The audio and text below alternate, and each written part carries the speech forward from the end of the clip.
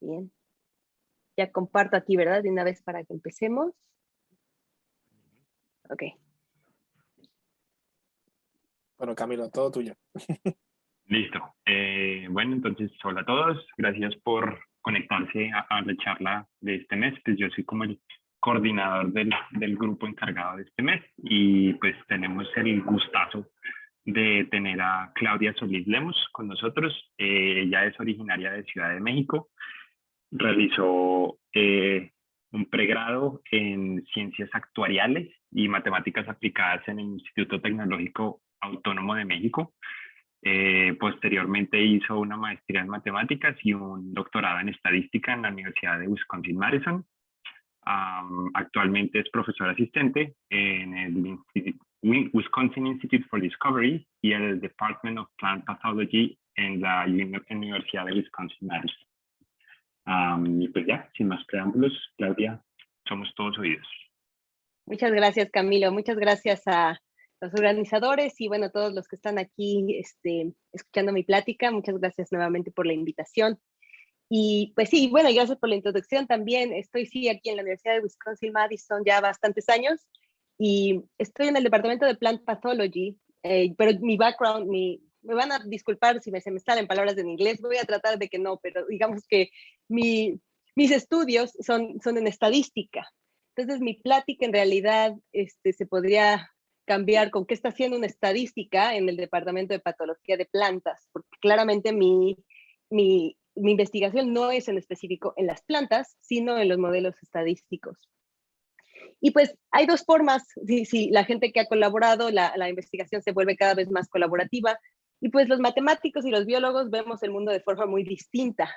Los matemáticos tratamos de hacer las cosas lo más simple posibles, ¿no? O sea, si nos enseñan una célula, nosotros vemos un círculo, ¿no? O sea, círculo ya, ¿no? Y los biólogos, al contrario, ven toda esa complejidad del mundo, ¿no? Y entonces, pues eso va y viene entre simplificar los modelos que tenemos, porque no podemos modelar todos los aspectos de la realidad, pero también hacer que los modelos que usemos, pues sí apliquen a los datos que nosotros recolectamos de la naturaleza de la vida diaria. Y básicamente, uno de los grandes intereses del departamento donde yo estoy es entender cómo las comunidades microbianas del suelo afectan a las plantas de alguna forma. ¿Cómo las afectan? Bueno, pues pueden predecir de cierta forma qué tanto crecen, cuánto si son, por ejemplo, papas, maíz, qué tanta producción dan. Y por otro lado también se cree que las comunidades microbianas protegen a las plantas de ciertos patógenos, ¿no? Entonces, de cierta forma, hay mucha investigación para tratar de reducir el uso de pesticidas, fungicidas y tratar de entender si de alguna forma las comunidades que viven en el suelo pueden manipularse de cierta forma para proteger de una manera más natural a las plantas. Ahora, esto todo suena muy bien, pero desde el punto de vista del mío, es ver cómo podemos representar a esas comunidades microbianas de manera matemática.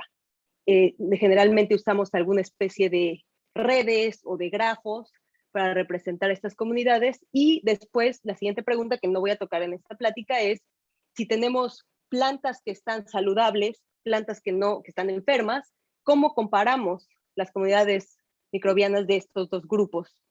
Yo me voy a enfocar hoy en esta primera pregunta, cómo representamos estas comunidades microbianas, y básicamente les voy a platicar de dos formas, que son las redes microbianas y las redes filogenéticas.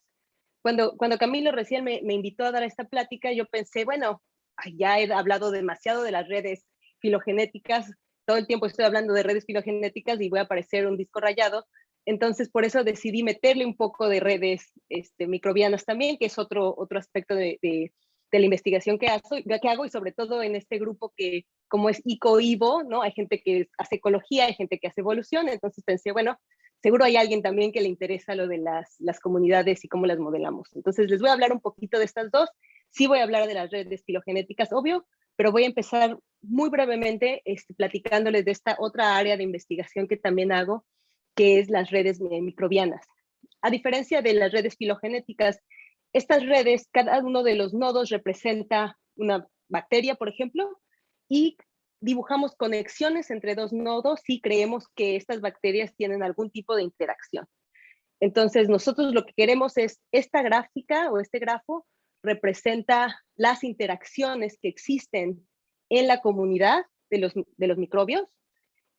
Y este tipo de redes se usan mucho no solo para estudiar microbios, se usa para estudiar cualquier tipo de comunidad, ¿no? Comunidades de peces, comunidades de mamíferos, cualquier comunidad ecológica, ¿no? Yo me enfoco en las microbianas porque es lo que se hace en el departamento donde yo estoy, pero los modelos que voy a presentar sirven para estudiar cualquier otra comunidad también.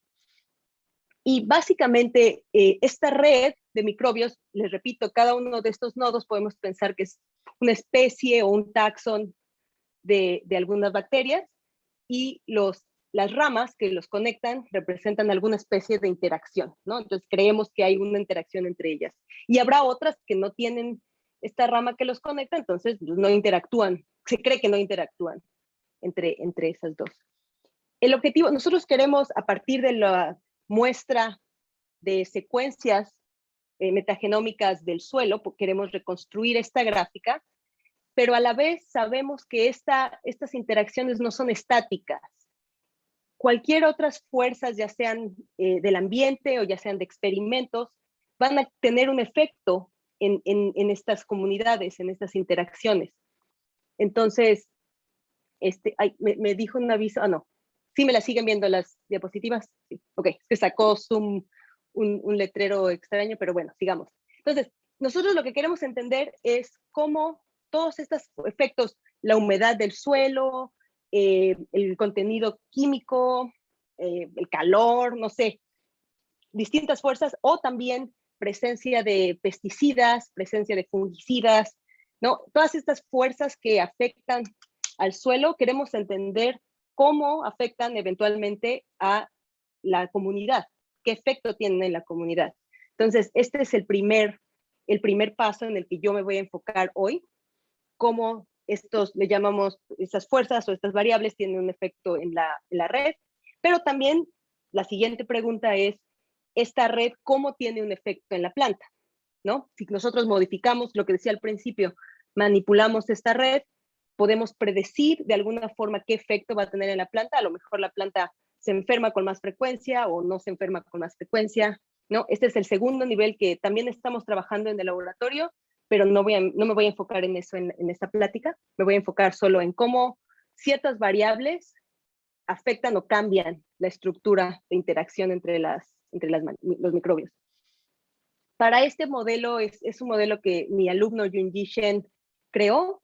Al final de cuentas les voy a enseñar un ejemplo en las siguientes diapositivas, pero este modelo lo que crea es un grafo o una red que tiene dos tipos de nodos. Los nodos en triángulo representan alguna fuerza o alguna variable que afecta a los microbios. Repito, humedad, temperatura, pesticidas, esos son los nodos X, es como la X, si están familiarizados con regresión lineal, es nuestra X, ¿no? La X que tiene un efecto en Y. Y tenemos otros nodos que son los círculos, que son las Ys y representan los microbios. En nuestro modelo, estas variables son abundantes. Oh, Dios, debí haber investigado cómo se dice en español. Abundances, dicen abundancias. ¿Cómo? Sí, ok, bueno, ya dije abundancias. Abundancias relativas. ¿Qué tan frecuentes o qué tanto observamos de cada una de las bacterias? ¿No? Entonces, estas los podemos sacar con el gen 16S o con metagenomas, de alguna forma cuantificar qué tanto tenemos de una bacteria con respecto a la otra. En este modelo tenemos estas ramas que representan interacciones. Entonces, por ejemplo, una flecha de X a Y1 significa que si yo pongo este pesticida, a lo mejor mata a la bacteria 1. ¿No? Esto es lo que nos está diciendo la gráfica. Si yo reconstruyo esta gráfica y tiene esta flecha roja, lo que yo puedo interpretar es que X tiene un efecto en Y1. Pero si no hay ninguna línea entre X y Y2, podemos decir X no tiene ningún efecto en la bacteria 2. Del mismo modo, esta conexión entre bacterias nos está diciendo que estas dos bacterias interactúan. Puede ser una relación positiva, en cuyo caso si una es abundante, la otra también, porque se ayudan, o puede ser una interacción negativa. Si hay mucho de una, pues ves muy poquito de la otra porque compite, ¿no? Entonces, la gráfica, al final de cuentas, para regresar al objetivo, nosotros queremos reconstruir esta gráfica que nos va a ayudar a interpretar cuáles son las interacciones que existen en este sistema. Ok. Quiero hacer una pausa para decir que esta gráfica, este modelo, se basa en la idea de dependencia condicional. Estas ramas que están aquí dibujadas en nuestro modelo no son simples correlaciones, son correlaciones condicionales. Y les voy a explicar por qué estas son importantes. Esta es la única forma, en todas mis diapositivas, la única fórmula. Nuestro modelo está basado en un modelo gaussiano de las variables y. Y otra cosa que quería mencionar aquí abajo en la esquina inferior derecha, está el código por si quieren ver el paper, la publicación de este modelo. Si quieren saber más detalles, está ahí en ese código. Ok. Si me voy a mover del suelo y del mundo exterior a un laboratorio donde estamos haciendo experimentos. Entonces, imaginen que yo estoy haciendo un experimento en el que pongo penicilina a una bacteria que es gram-positive. Nosotros sabemos que esta bacteria, estoy generalizando, pero se va a morir. La penicilina sí mata o afecta negativamente a este tipo de bacterias. Si por el contrario, las bacterias que tenemos son gram-negative, esta bacteria no le importa que pongamos penicilina, ¿no? O sea, la echamos y ella está feliz, no tiene ningún efecto. Entonces, si estamos haciendo un experimento con una sola bacteria, podemos saber cuál es el efecto de la penicilina. O se mueren o no les pasa nada, ¿no? Porque solo hay una bacteria. La complicación ocurre cuando tenemos más de una bacteria, que es lo que pasa en el suelo o afuera del laboratorio. Si yo tengo un experimento donde tengo dos tipos de bacterias, una es gram-positive y otra es gram-negative, la penicilina va a matar a una de ellas, pero si estas dos bacterias estaban compitiendo, entonces la otra bacteria va a crecer, ¿sí? ¿Qué es lo que va a pasar si yo solo cuantifico la cantidad de bacteria que yo observo? Pues yo puedo creer que la penicilina promueve a la bacteria naranja, ¿sí? Porque al final de mi experimento, yo eché penicilina y la bacteria naranja creció. Hay muchísima bacteria naranja. Entonces yo puedo creer, oh, bueno, la penicilina tiene un efecto muy positivo en la bacteria naranja porque la hizo crecer. Cuando en realidad no fue eso. Lo que pasó fue que había una competencia entre dos bacterias. La penicilina mató a una, pero la otra creció por la competencia, no por el efecto de la penicilina. Y menciono esto en este tipo de pláticas porque la mayoría de los métodos que existen para reconstruir redes de estas interacciones, lo que cuantifican es un efecto marginal. Entonces, esas van a observar una rama falsa de que hay un efecto positivo de penicilina a bacteria naranja cuando esta no existe. Este en realidad es un efecto de la competencia con la otra bacteria. Nuestro modelo en realidad lo que hace es un modelo condicional en el cual no estamos, el efecto para poder saber si hay una rama o no hay una rama, es condicionando a que existen los otros jugadores en este sistema. Entonces, si usan, bueno, creo que no me puedo regresar ahorita, pero si usan un modelo normal para reconstruir estas redes, les pueden salir ramas que son falsas por el efecto marginal. Si usan un modelo que tiene la dependencia condicional, está estimando dependencia condicional, entonces este es el tipo de red que van a reconstruir. Va a haber una rama que dice sí, penicilina mata a esta bacteria verde, pero estas dos bacterias compiten entre sí. Y no hay ninguna conexión entre penicilina y la bacteria naranja porque no existe, ¿no? Aunque haya más en el experimento, no es una línea real, no es una causa real de penicilina a la bacteria naranja.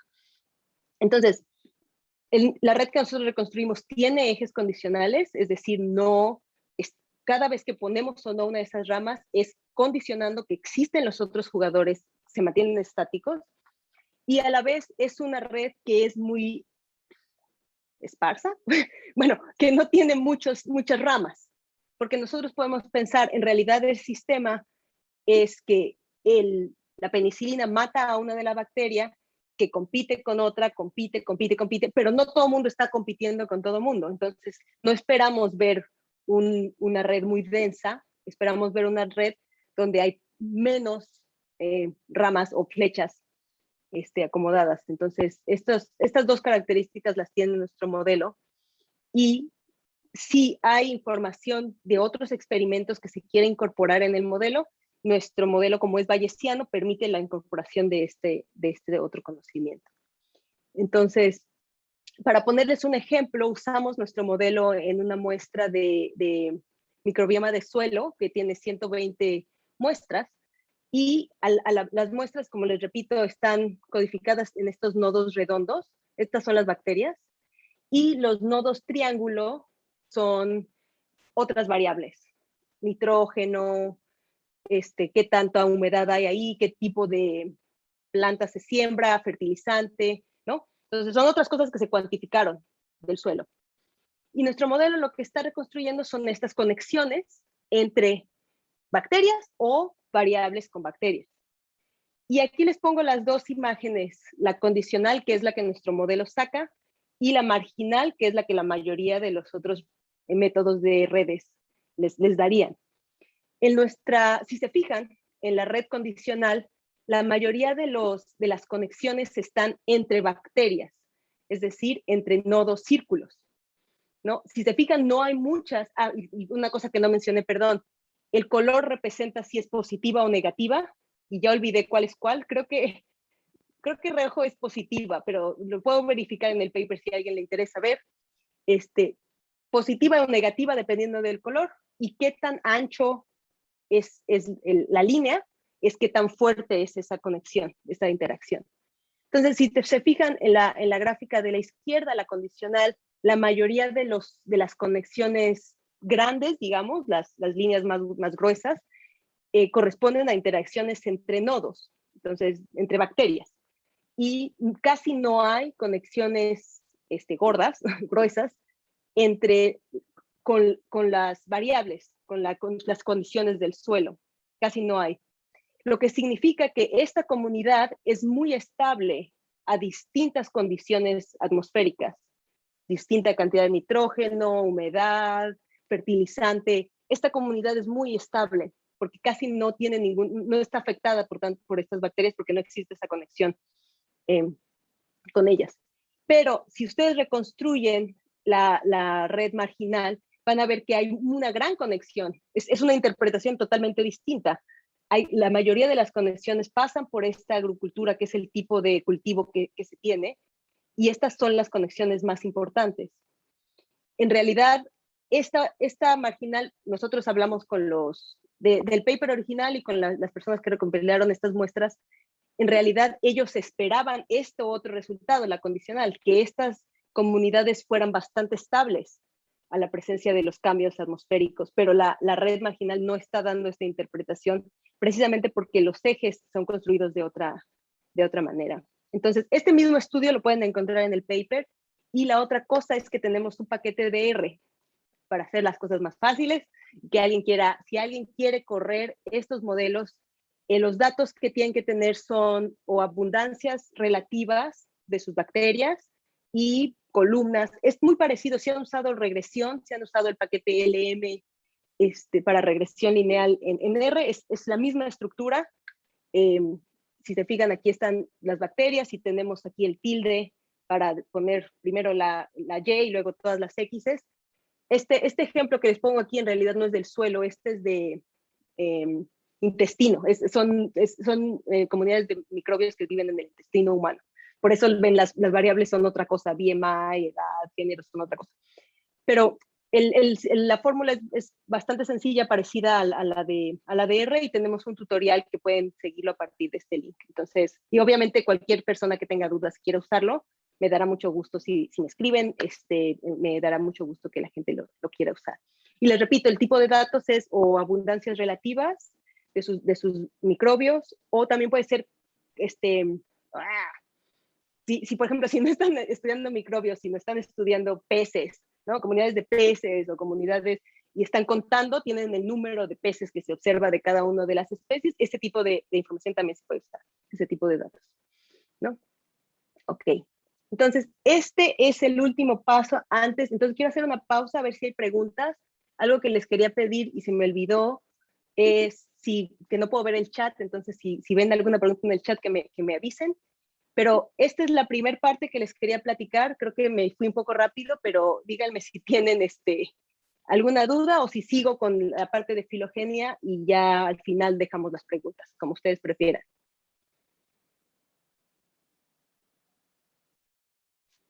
Sigo con filogenia y al final, bien, gracias. Ok. Bueno, entonces, tratando de retomar la misma historia, otra forma de representar, si tenemos una muestra de microbios y queremos entender cómo se relacionan unos con otros, pues algo muy intuitivo que podemos hacer es obtener el árbol filogenético o la red filogenética que los describe. Entonces, yo, en mi trabajo, en mi investigación, nos enfocamos en redes filogenéticas más que en árboles, que son una extensión del modelo de los árboles. En los árboles nosotros ya sabemos que los nodos internos representan especies ancestras o eventos de especiación, en la que una población en el pasado, por diversas razones, se volvió dos especies distintas, ¿no? Mutó, cambió, diversificó y se volvió dos especies distintas que observamos al día de hoy. La red es una extensión de este modelo que seguimos teniendo esa misma interpretación de los nodos internos, pero aparte de eso tenemos otros tipos de flechas que son flechas de hibridación o reticulación que representan alguna especie de flujo de genes. Entonces aquí la tenemos en verde y simplemente la forma de interpretar esta flecha aquí es decir que el pez azul, y obvio saben que soy estadística y no bióloga porque yo siempre hablo bacteria naranja o pez azul, o sea, yo no uso el nombre de nada, ¿no? Entonces, pero la forma de interpretar esto es que el pez azul, alguno de sus genes, algún conjunto de sus genes, alguna proporción de sus genes, fue transferida por este evento de reticulación. Entonces puede haber sido, sí, o sea, hibridación o alguna especie de flujo de genes. Pero al final de cuentas, una cosa que me gusta mucho reiterar es que si nosotros nos sentimos cómodos con árboles filogenéticos, no son tan distintas las redes filogenéticas. Las podemos ver como algo, es una gráfica que nos da un poco más de información de lo que nos dan los árboles. Y para tratar de convencer a la gente de que son útiles las redes filogenéticas, pues muchas veces no nos interesa modelar explícitamente estas flechas verdes, no nos interesan los eventos de reticulación. Puede ser que nosotros digamos, a mí solo me interesa la señal vertical de mi árbol. ¿Cuál es ese árbol que representa la evolución de mis especies? Si hubo hibridación, reticulación, no me importa, yo no lo quiero ver, yo solo quiero el árbol, ¿no? Y eso es un punto muy válido, si solamente nos interesa el árbol y no modelar o poner explícitamente los eventos de reticulación, eso está muy bien, pero el problema es que si existieron estos eventos de flujo de genes, puede ser que nuestros datos tengan una señal pues confusa y si usamos un método para árboles, vamos a reconstruir el árbol incorrecto. Entonces, para convencerlos de esto, hicimos un estudio en el Journal de Systematic Biology hace ya unos años, en el que simulamos datos de esta red que está aquí arriba a la derecha.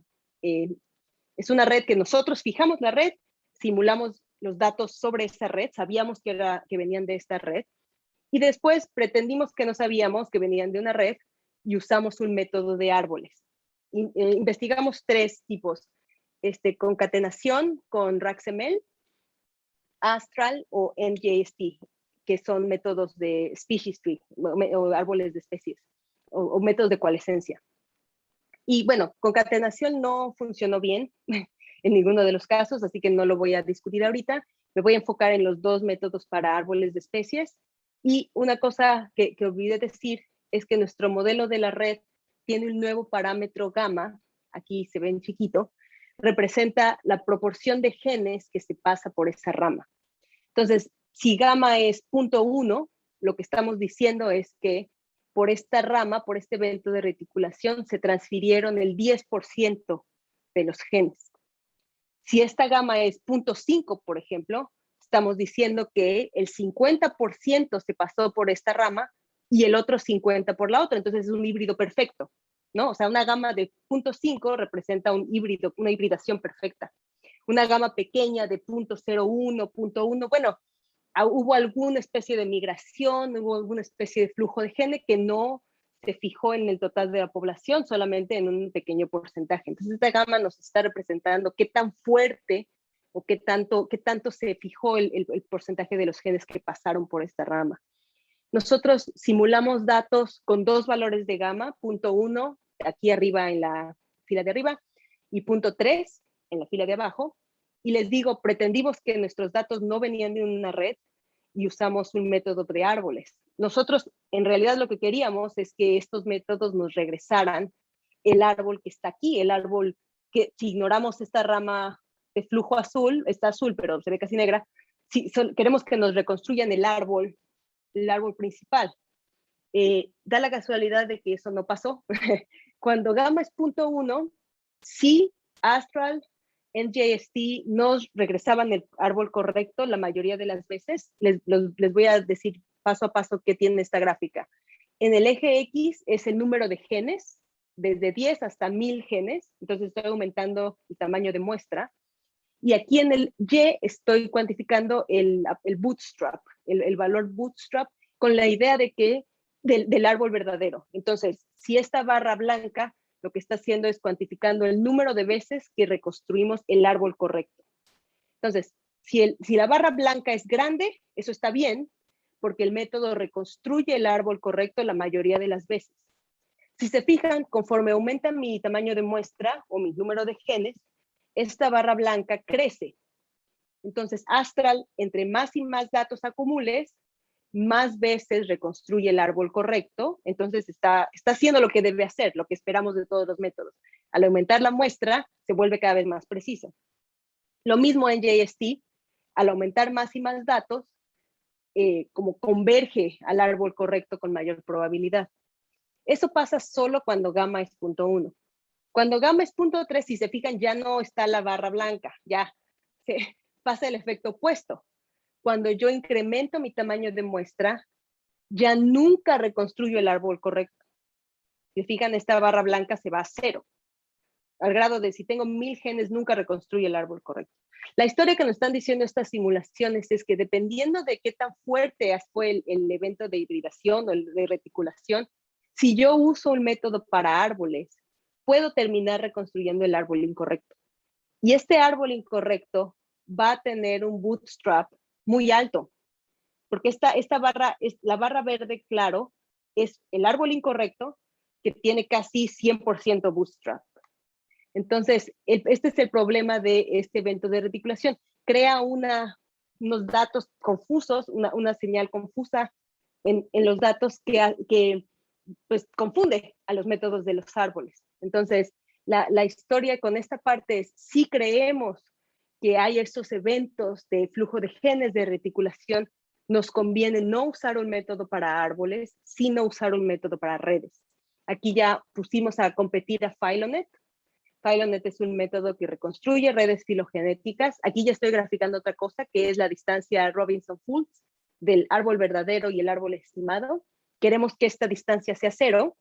Y si se fijan, la única que sí converge en los dos valores de gamma, línea punteada, línea sólida, a 0, es Phylonet, es la línea esta roja. Los otros dos valores, los otros métodos, para un valor de gamma sí convergen a 0, pero para otros no. Entonces, el mensaje más conciso es que si hay estos flujos de genes y se sospecha que hay hibridación o reticulaciones en el grupo que se está estudiando y que se reflejan los datos, pues muchas veces también depende de qué genes escogiste, ¿no? Pero si se sospecha que los datos que tenemos pudieron ser afectados por alguna especie de flujo de genes, entonces conviene utilizar un método para reconstruir redes en vez de usar uno de reconstruir árboles, porque puede que no sean robustos. No sé si esa palabra existe, pero puede que no sean precisos. Entonces, y bueno, obvio, para concluir, les voy a platicar, obvio, del método que yo y mi asesora, cuando hice mi doctorado, creamos para reconstruir redes. Este método supone que tenemos lo que se llaman coalescent genes o genes de coalescencia, que se les llama genes, pero no son en realidad genes. Son simplemente cualquier región en el genoma en la que no hay recombinación adentro. O sea, no tiene que ser, pueden ser partes intergenéticas, ¿cómo se le dice? Bueno, entre genes, o sea, no tiene que ser exactamente la parte que codifica proteínas. Puede ser cualquier región en el genoma. La única condición es que sean ortólogos, sí, que sean ortólogos y que sean, que no haya recombinación adentro. Existen muchos métodos para encontrar cuáles son estas regiones. Uno de ellos es MDL, que es el que se creó también aquí en la Universidad de Wisconsin-Madison, pero hay muchos otros que no necesariamente tiene que ser este. Y el método que nosotros usamos en realidad no concatena nuestros genes, sino para cada gen reconstruimos por separado un árbol de gen. Esto se puede hacer con Mr. Bayes, RACSML, BEAST, neighbor joining, cualquier método que nos guste, pero la clave es no concatenarlos, sino separarlos. Cada uno de los genes puede tener su propia topología, puede tener su propio árbol, y eso es justamente entre estas diferencias de las topologías es que tenemos la información para detectar cuáles de estos genes pudieron participar en flujos o en reticulaciones.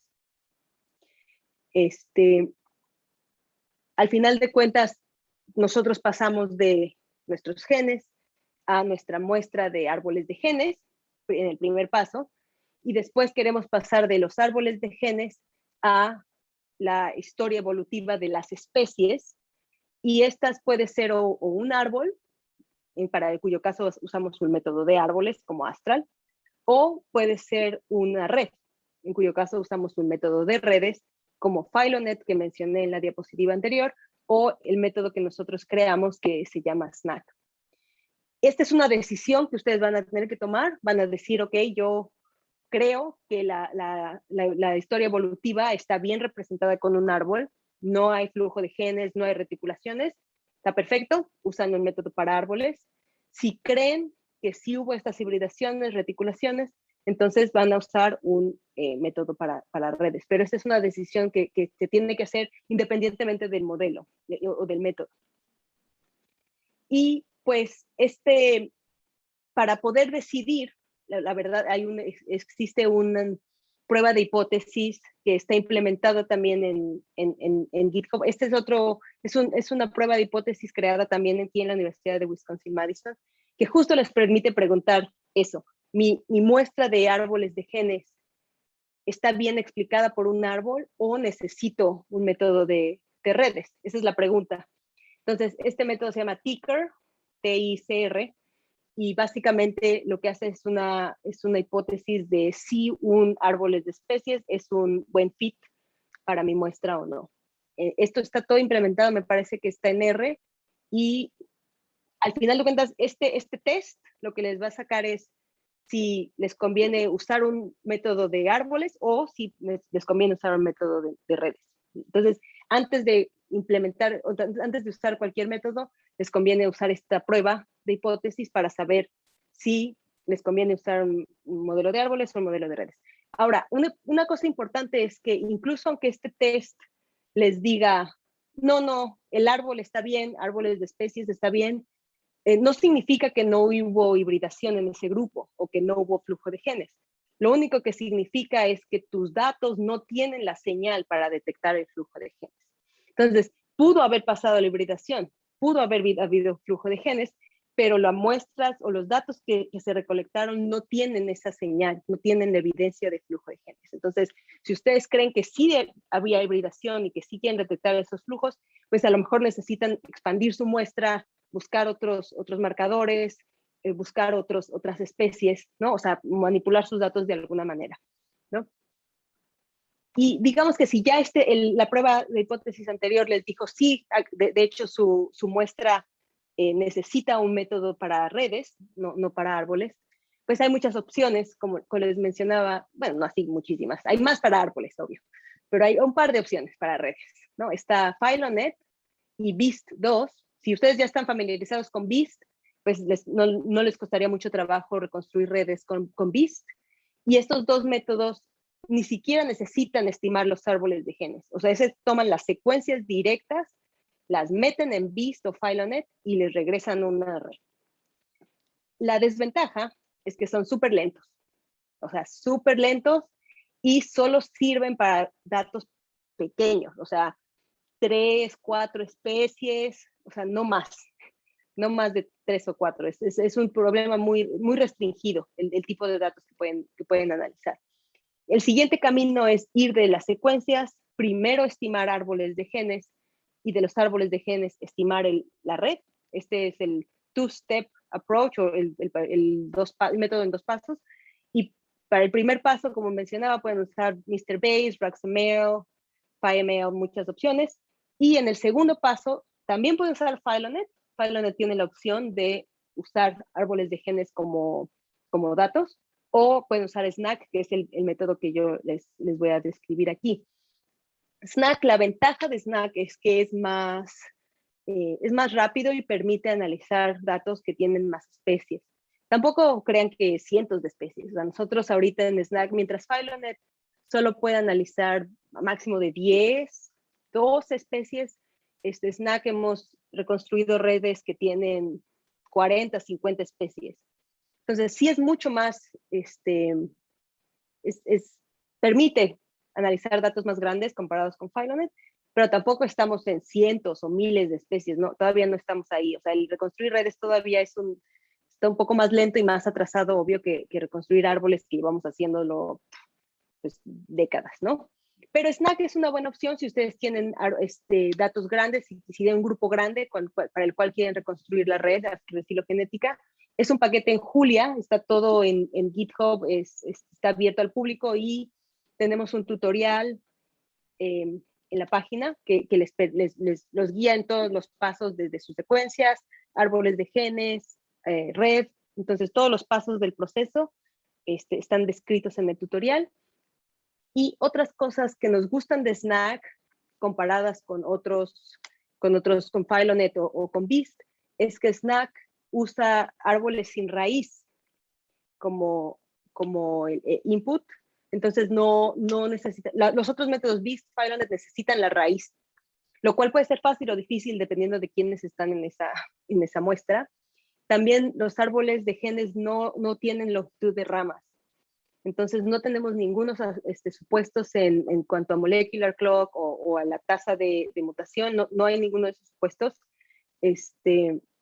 que puedan impedir o ocasionar errores de estimación.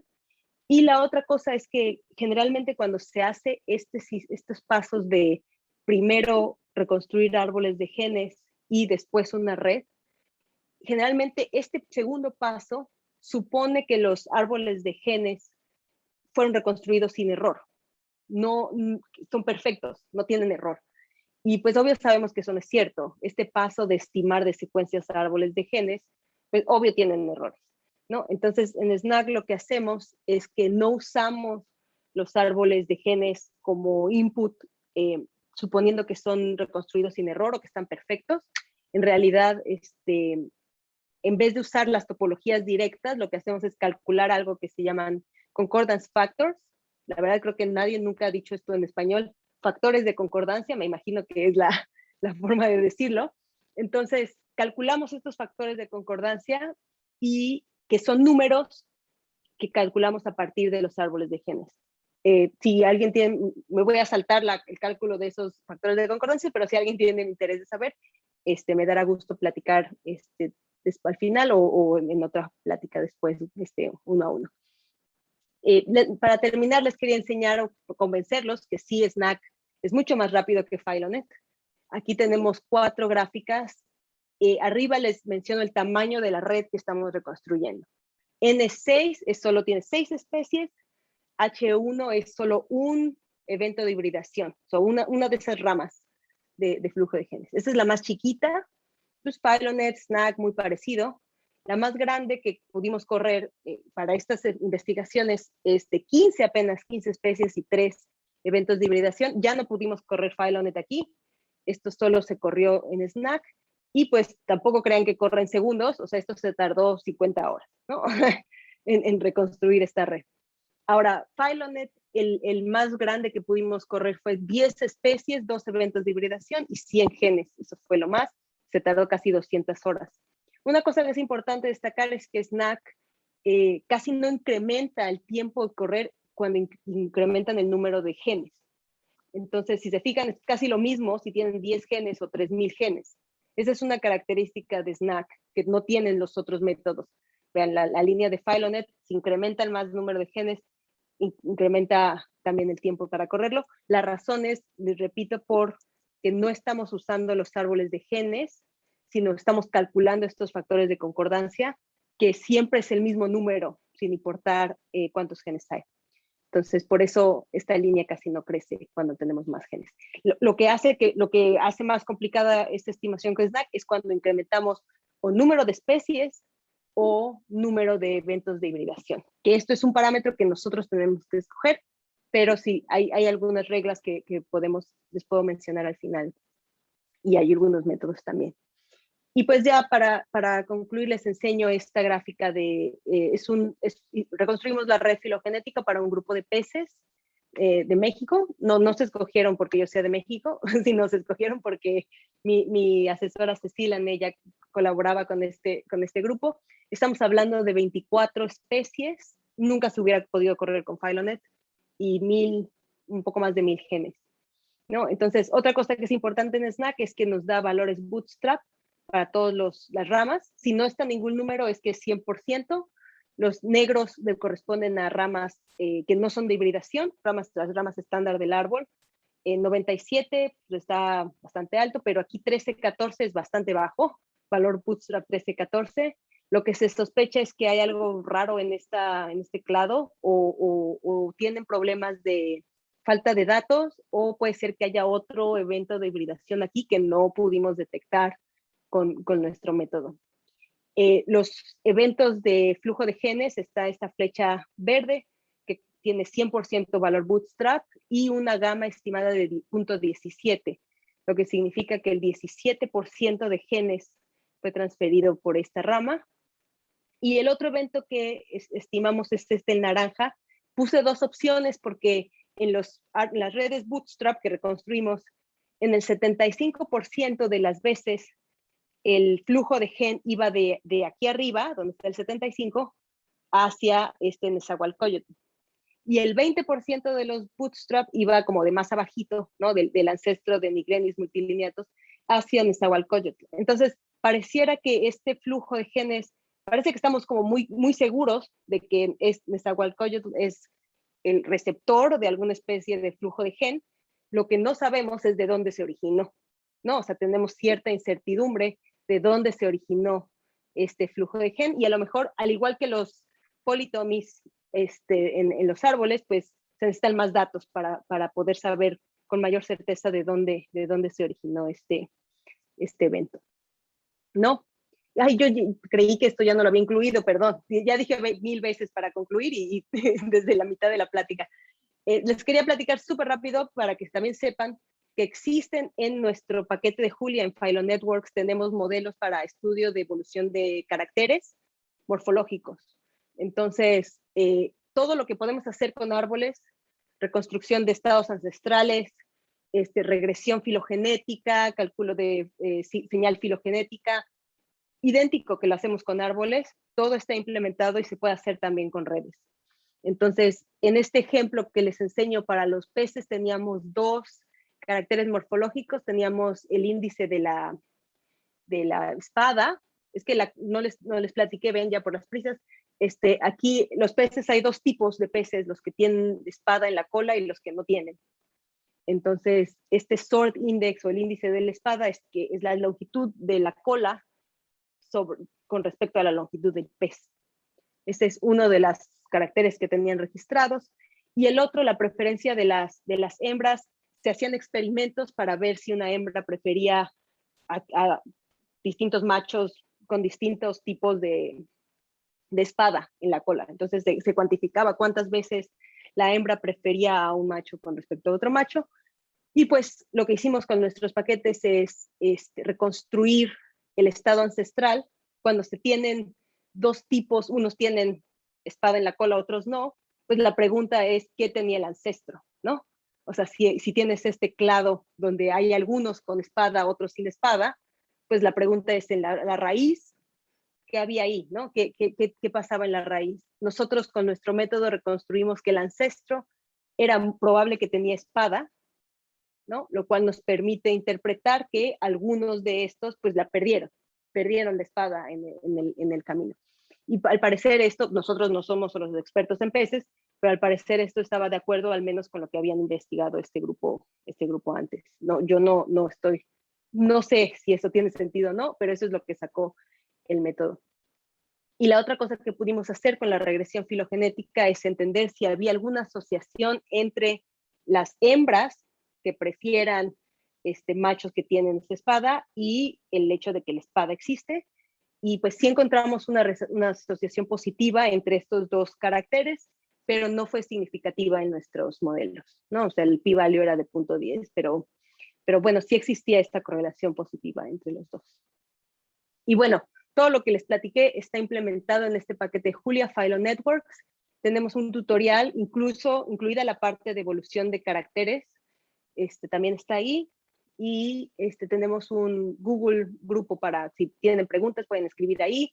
Y Cecil o yo contestamos tan pronto como podamos, porque solo somos 2 personas. Pero también pueden escribirme directamente a mí, a mi mail. Está aquí abajo mi página de mi laboratorio y pues ahí viene el mail. Entonces siempre, si tienen dudas de cómo usar Philo Networks o tienen datos y les interesaría colaborar, a mí me encanta recibir este tipo de mails, ¿no? Y entonces ya nada más para cerrar la historia, les iba a platicar que pues en mi laboratorio estamos trabajando activamente en estas 2 áreas, la de Phylogenetic Networks, ahí se me salió en inglés, redes filogenéticas. Tengo alumnos que estamos trabajando en esto, en nuevos modelos, implementar nuevas cosas, y también alumnos que estamos trabajando en las redes microbianas desde el punto de vista de la regresión, que es el modelo que les expliqué hace poquito, y también un poquito de redes neuronales que apenas nos estamos empezando a familiarizar con eso. Y bueno, pues ya agradecerles nuevamente que me hayan invitado y pues reiterar que siempre estamos abiertos a colaborar o a recibir preguntas o dudas de gente. Entonces no duden en escribirme si quieren platicar más al respecto. Y bueno, ahorita también, si tenemos tiempo, creo que no dejé casi nada de tiempo, pero si tenemos tiempo para sus dudas también ahorita con mucho gusto. Muchas gracias. Gracias, Claudia, muy interesante, muy interesante, gracias por participar. Entonces sí, pues en los últimos 10 minutos, ya tenemos una pregunta. Richard. Hola, ¿qué tal? Muchas gracias, Claudia, por la presentación. Muchas gracias Hola, por... Richard. ¿Qué tal? Una pregunta, una consulta. Yo tengo la cobertura del número de genes tiene que ser total en todos los individuos que pertenecen a las especies asignadas. ¿O Es una buena permite el pregunta y método? no necesitamos eso. Puede haber cachos faltantes y se puede usar el método sin problema. Ah, ya. Listo. Muchas gracias. Sí. Ok, Ana María. Hola, Claudia. Yo te tengo 2 preguntas. Yo empecé a usar redes filogenéticas muy recientemente, entonces como que hay cosas que no entiendo bien. Y una de esas de pronto no aplica a maximum pseudo likelihood, pero sí cuando se utiliza maximum likelihood, y es donde, cómo se calcula en dónde va la reticulación. Entonces, por ejemplo, corriendo esto, yo he visto que dentro de una misma rama, así no haya bifurcaciones, hay diferencias en dónde sale esa reticulación. Entonces no sé cómo Sí. eso se calcula para saber bien cómo interpretarlo. Y la segunda pregunta es, que eso lo he visto en PhyloNet, pero no sé, es cómo se comparan bajo máximo pseudo likelihood dos redes diferentes con diferente número de reticulación que ellos tienen cómo calcular pues después, ¿no? para Sí. compararlas. Muchas gracias, Ana María, por tus preguntas. Sí, mira, tu primer pregunta, si la entendí bien, es como a qué altura de la rama, ¿no? Estamos poniendo estas dos partes.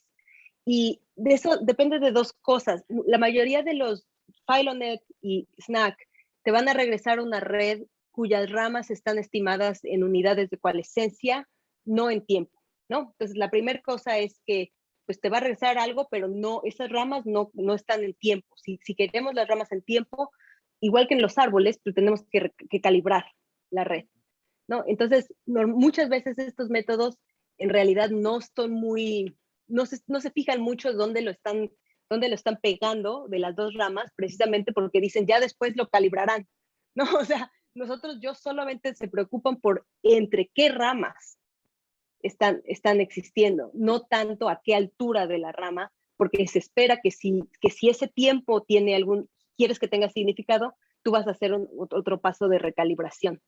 Este paso de recalibración actualmente solo se puede hacer. Nosotros tenemos una implementación, pero debo reconocer que está un poco ahí hand wavy, pero hay una que BEAST 2 puede recalibrar redes.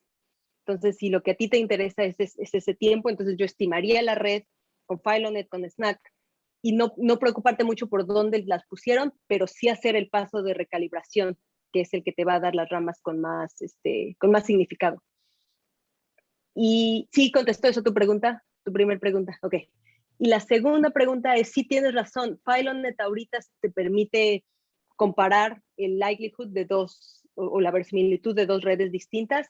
En Snack es apenas que tenemos un paper que tenemos esa comparación, y voy a poner, a ver si lo encuentro ahorita, lo pongo en el chat, y si no, lo puedo poner en el YouTube como algún comentario, se los mando y se los hago llegar. Es apenas que acaba de salir cómo comparar dos redes con el pseudo likelihood. Gracias. Ok, yo creo que de pronto ya la última para dejar a Claudia ser libre. Carlos. Gracias. Hola Claudia, muchas gracias por la charla. Solo Gracias, tenía Carlito.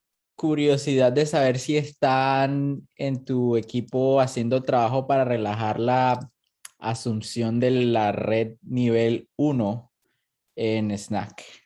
Excelente pregunta, casi hasta plantada en la audiencia, porque es justamente algo que quería decir y que ya no lo incluí. Y sí, ahorita Snack tiene ay Dios, ¿dónde está? Yo tengo millones de diapositivas aquí para cualquier tipo de pregunta y no tengo tantos que ya no lo encuentro. Bueno, sí, aquí está. No necesito. Este. Como Carlos menciona, en Snack tenemos un supuesto de que solo podemos reconstruir redes de nivel 1. Se llaman Level 1 networks.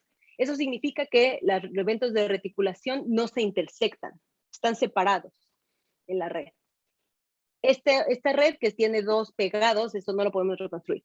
Ahorita sí estamos trabajando justo para, esta es una limitante, que si la realidad es así, es una maraña de eventos, pues Snack solo va a poder reconstruir uno de los eventos, ¿no?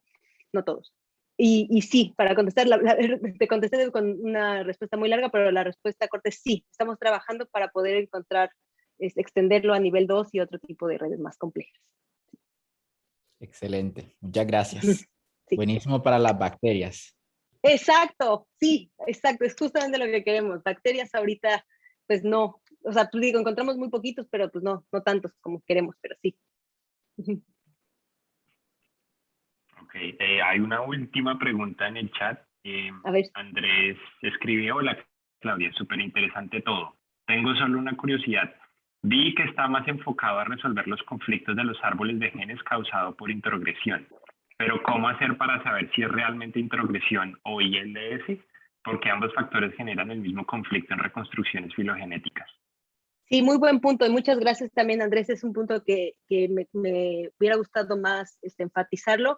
Snack y también Filonet, debo decir, son modelos que toman en consideración los dos tipos de causas de conflicto de árboles de genes, introgresión y ILS o ILS, los dos. O sea, sí se está modelando ILS, de manera que no se supone que cualquier conflicto se resuelve con una rama de flujo de gen, No, de todos los, digamos, si nosotros tenemos nuestra muestra de árboles de genes, encontramos cuáles sí están bien explicados por ILS y solamente ponemos eventos de flujo de genes para los cuales no están bien explicados por ILS.